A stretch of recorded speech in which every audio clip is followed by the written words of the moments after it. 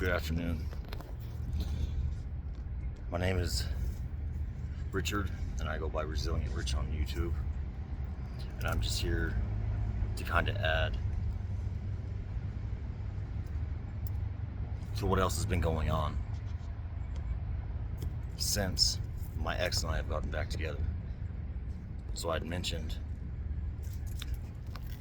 the deliverance that was an amazing experience in my last video. There's been other things that have absolutely blown my mind. And I asked the Lord to continue to show me my gifts and to help and to reveal His truth to Amber in whatever way that is. And if I could help do that, to use me. And it's been great. She went from thinking I was bat crap crazy to knowing, okay?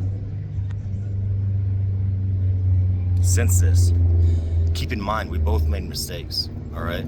Just over a year ago. I'm on probation, she's on probation. Like I said in my last video, everywhere we go, they try to separate us, okay?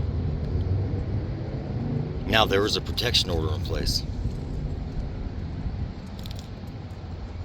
My PO allowed me to hang out. He just cautioned me. He said, if she wants, she could send you to jail at any time.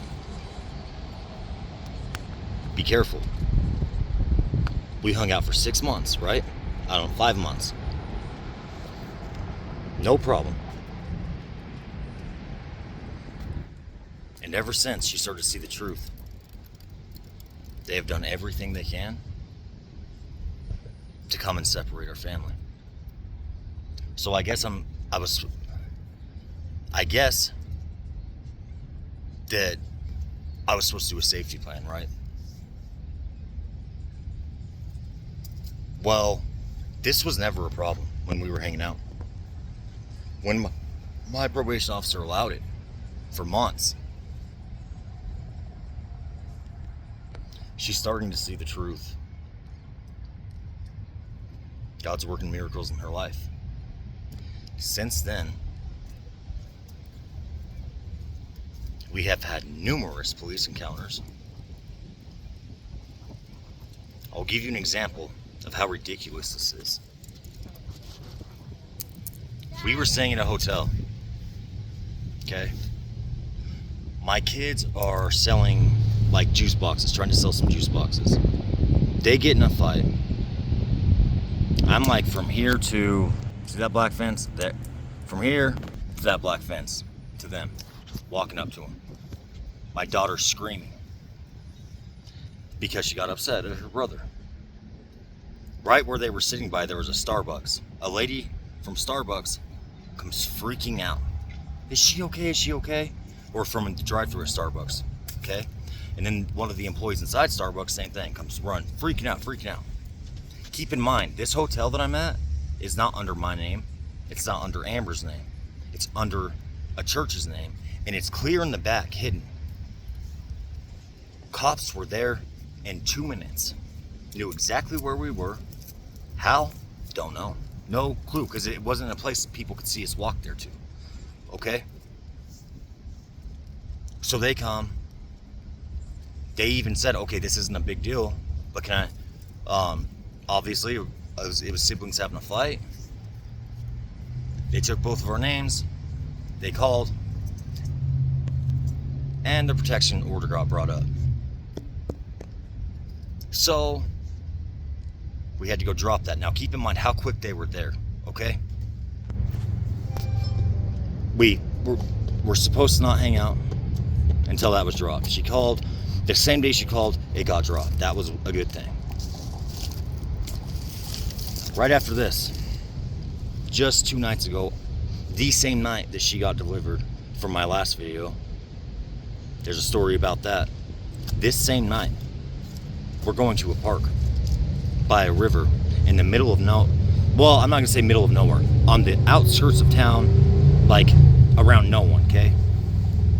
And Again, there wasn't a cop in sight. Within 2 minutes of us parking, bam, a cop. I'm not supposed to be here after dark. It was 7:30. You're not supposed to be here after dark. IDs, please. The protection order's dropped, okay? It was dropped the day she called. My PO says that a cop called him saying that we were having contact. I didn't think about the protection order being dropped, so I haven't got a chance to ask him this, to ask my PO this question yet. But the protection order was dropped, so why did that cop call to begin with? Why was he there so quick and my PO always has an excuse and says I'm not being accountable? He admits this was all his mistake, okay?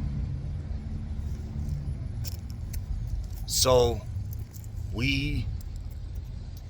I get called into probation. This is the second week in a row.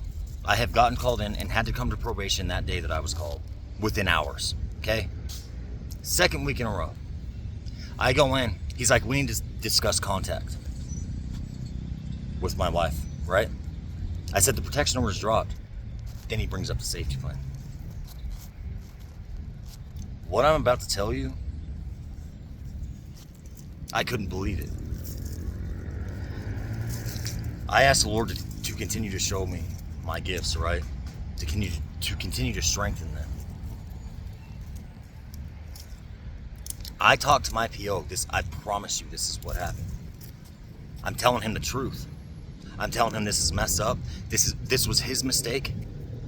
That my daughter has separation anxiety now because of what we've been through, which, yes, that was our fault. The year that I didn't see them, that was our fault. But then, we were given permission to be with each other, right? But now it's one thing after another. First, I was told I could on the protection order, had to get that dropped. And then this week, now it's the safety plan that I'm supposed to fill out. I told him I knew exactly what was going on. I've been telling him this for years, but this time I was stern. And I told him, I said, his name's Jay LaFavor, out of Casper, Wyoming. I said, Jay, if you're a part of this, which you are, you are, you're gonna pay for it, man, and you're gonna regret it. And I'm not saying this out of anger. I'm not saying this out of hate. But if you don't stop now, you're done. Like, you're gonna be more miserable than you could ever imagine in your life. Do what's right. Just do what's right, man. If that means losing your job, losing everything you have, so what? At least you're doing what's right and you're sticking up for what's right. I said a few other things about recognizing patterns. Very clear examples. I'll give you an example of one of them. Coming down a highway where the speed limit's 80 on a Sunday morning at 5 a.m. Getting boxed in by 3 cars in front of me, 3 cars behind me, a car on the side of me, all going 55. I pull over, wait 10 minutes. I continue to go 55, run up with the same group, and get boxed in, okay? I said that's just one example of what I deal with numerous times every day.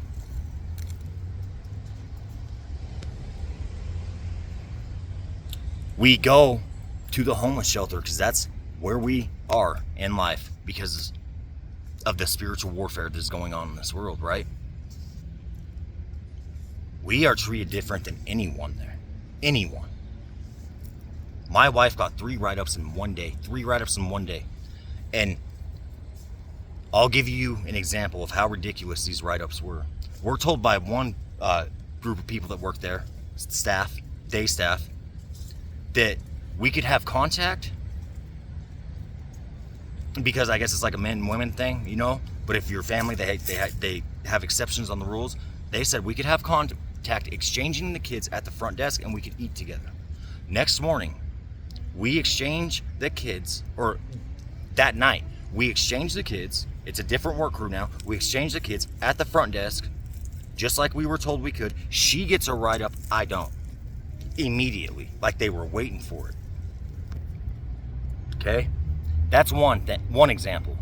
Now, while I was here this time, I saw a man with his daughter back in the family area for men, okay? Like I said, my daughter's having separation anxiety. Bad, right? So, Amber, my wife, was gonna go stay at her uncle's house. And, or no, she was gonna come with me because it wasn't for sure with her uncles, and now it's a definitely no. But, so we were both gonna check into the mission, okay? But I was smart about it because I knew what they do, man. So I go to check my daughter in with just me and her because I knew they were gonna try and pull some stuff, and they did. That was a process in itself, like a long drawn out process for me to have her. Now, just like 3 weeks ago, I had seen a man with his daughter over there in that family area, okay? 3 weeks ago. I get there, and now all of a sudden the rules have changed, okay? So I check in, me and my daughter are okay. We're after like an hour, we get permission to go get a family room, right? My wife gives a little bit of time, she comes and checks in. The moment she comes to check in, they say, she can't be with him if you're here. Recommendations from her counselors don't matter. My daughter's separation anxiety and the fact that she will literally scream all night if she's with her mom, that don't matter. And so I brought it up. I said, just 3 weeks ago when I was here, I saw a man with a daughter, if not her age younger, standing there waiting for dinner, coming out of the family area. You know what she says? The rules have very recently changed on that. Okay? This is just like 2 examples of just that place. It was constant, man. It was constant. They were trying to get us out of there. And I'm telling you, man, it's the Casper, Wyoming rescue mission. And it's because they use the name of Jesus Christ as a scam to get money when the place is full of evil and witchcraft. So then when you get people that really believe in God that go in there, your light exposes that darkness without you even saying nothing. And that's what it was. Every time I went there, man, I've been singled out. I went there by myself when we weren't even talking. I'll give you an example of how this would happen. The color harassment, right? That I've been dealing with for like a year. You know, you see 3 dudes in a red shirt walking all together. And then you walk out the front doors, there's a group of 3 dudes in a red shirt. That kind of stuff all the time. I'd go to sleep. And the moment the lights would go off to go to sleep, chips, like they would make it a point. They, you know, bags of chips like crunching and eating stuff super loud. It was just so in your face obvious, man. So as I'm checking my daughter in, I mentioned to the guy, I'm like, dude, this isn't right. I said, me is one thing. You want to mess with me? Okay, whatever. I can deal with it. But you're going to mess with kids and a woman and act like you're of God? I didn't say that. I said, but when I feel like my family's being singled out, it irritates me. And I said, and I know we're being targeted. You know what he says? He doesn't invest it. He says, if you feel you're getting targeted, maybe this isn't the place for you to stay. And I said, no, you can't do that. I said, I have not one time been in trouble here. I haven't got one write-up, which is weird because, you know, my wife would get write-ups for the things that we were doing together. Same exact things, she would get write-ups. I said, I haven't got one write-up. I have not tried to start one fight.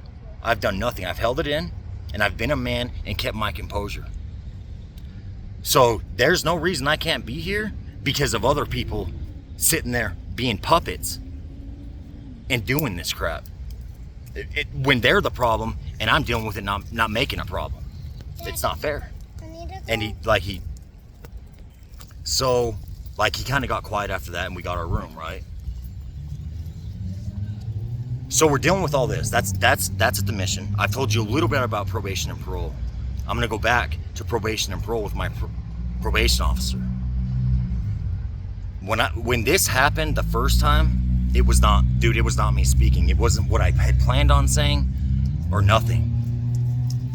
And it was an amazing experience for me because I got to see more of the truth, you know? It was insane. So I'm telling my PO officer, Jay, the truth, right? I'm giving him examples in the Bible that Jesus Christ himself was gang stalked. All the apostles were gang stalked. They were followed everywhere they went. There were people constantly trying to get them to mess up. People lying on their name. And I was just speaking truth to him. I want to remember exactly what happened. And I said, it's not fair that because of your mistakes that you said you made, kids are being punished for it. They're back with their father, and now they have to be separated again. When it was all okay. And now it seems like you're doing everything you can to tear us apart. Okay? It had been like that. But the night I delivered her, bam, first thing in the morning, he's calling. Telling me I have to come check in. And that's when he brought up the contact. When I was talking to him, and when I was telling him the truth, he started yelling. Like that. Like, dude, pure evil. Like, his jaw was sticking out, his eyes were clenched. And I was like, what is your problem, man? You know what he tells me? Get out! You need to go calm down. Takes me out to the waiting area and has me calm. Not only him, his supervisor, KC, and they're both badgering me. You need to calm down. I'm like, are you kidding me, dude? Are you kidding me? Do you hear me? And do you see you two? But I need to calm down? I told my PO officer, I said, that is your demon manifesting right there. You can't control it. I said, that's not normal, Jay. That is not professional. And you're kicking me out saying I'm doing it. Just like what Amber was doing. Same thing. I just thought about that. In my last video, I would mention, she would start screaming and start fights, but then blame it on me. Like she really believed that. Right? So I tell Jay, I said, this is messed up, dude. This is messed up, man. So then when I get called in this time, same thing. Same thing, dude. But this time it was a lot quicker. Within like 2 minutes of me being in that office, he was threatening to, like he was getting ready to sit up and take me to go take a timeout, right? Until I said, no, Jay, no, we're not doing this, man. You're not doing this to me. You're not gonna do this to me again, man. I said, look at me and look at you. All I did was tell you I know what you're doing. You're trying to separate us. And it's wrong. And I told you I know exactly. I know you're involved. I know the police department's involved. I know the EMTs are involved. If this had been anyone else, they would be in Okay, so WBI in Wyoming, in Casper, is like a place where you go for mental help, right? If that would have been anybody, I'm not going to say anybody else. That sounds prideful. If that wouldn't have been somebody with the Spirit of the Lord speaking, dude, no way. They would be in WBI right there. They would have taken them from there straight to there. Because of the things I was saying. I was speaking the truth. And he freaked out, dude. Like, completely freaked out. His supervisor, completely freaking out. Just because I spoke the truth and they weren't concerned. They weren't, why do you feel this way? They weren't, oh, it might be paranoid schizophrenia. No, dude, they couldn't, that demon could no longer, they could no longer control that demon. That demon was being called out and it took over. And I saw it in the flesh, man. I saw it and it was crazy. It was crazy, dude. So this was the second time. Now I saw this the first time last week and I came home and I told Amber about it. I said, I wish you could have seen it. I wish you could have seen it. It was crazy. I was like, he was literally manifesting. And I told her the same thing. I said, anybody else, dude, he would have sent to WBI. The first time he was trembling in fear. You looked in his eyes and you saw straight fear. Fear. Like terrified. Not because of me at all. But because of what was working through me. And it was so obvious, man. And I'm not saying that out of pride. This is all glory to God. But I came home and I told Amber about it. And I'm like, it's insane. And then they kicked me out. Okay? So this is the first time. And then I got to go. And her thing happened that weekend. Where we stayed at that witch's house. And they did whatever they did to her. Right? Same thing. she'd start things and blame me. Jay, my PO, would start things and blame me.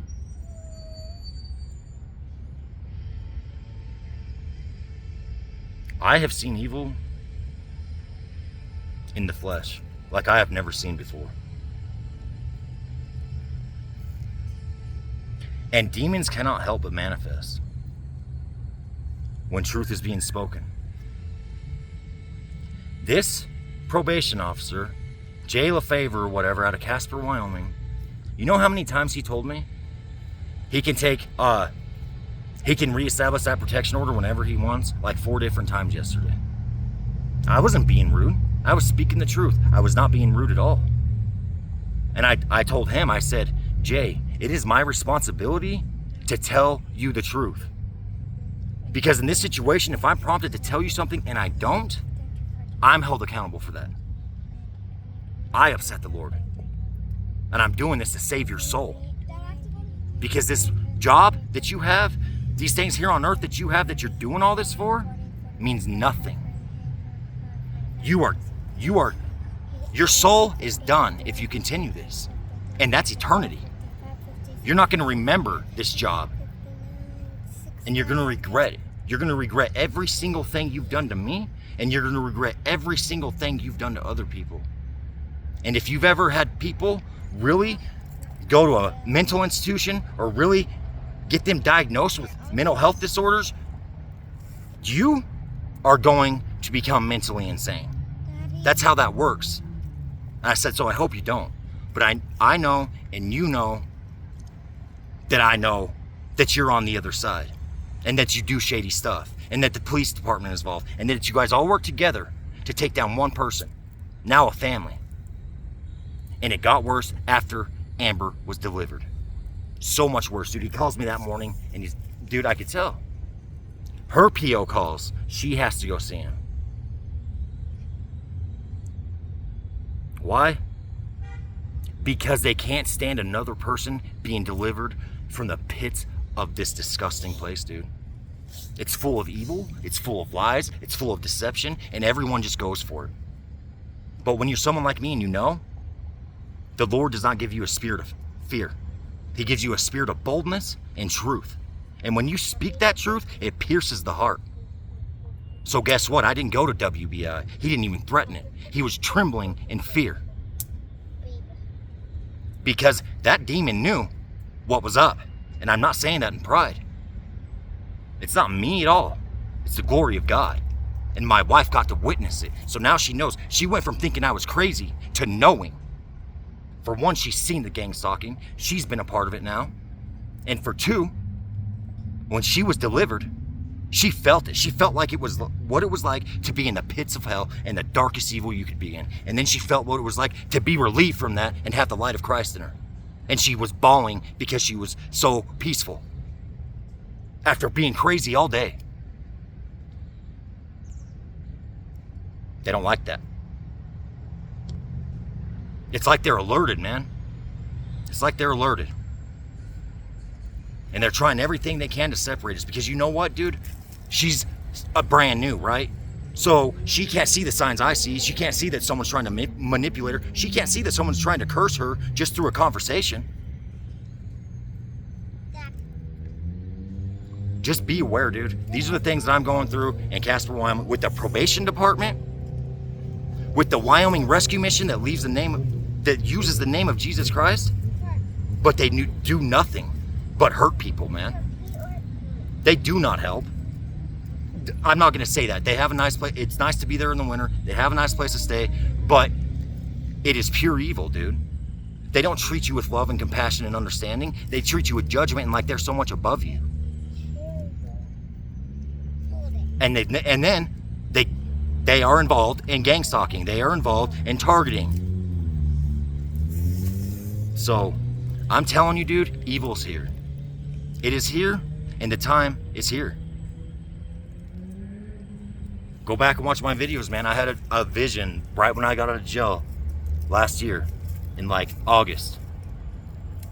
The time's here, man. The Euphrates River just turned blood red. Okay? Go read the Bible, man. it says the river will turn to blood, right? The red heifer, the first red heifer after 2,000 years had been sacrificed, and the way it happened was a pure miracle on private land that they were able to buy. It was a miracle that happened. Look at all the things that are happening in the sky, and they're telling you it's UFOs.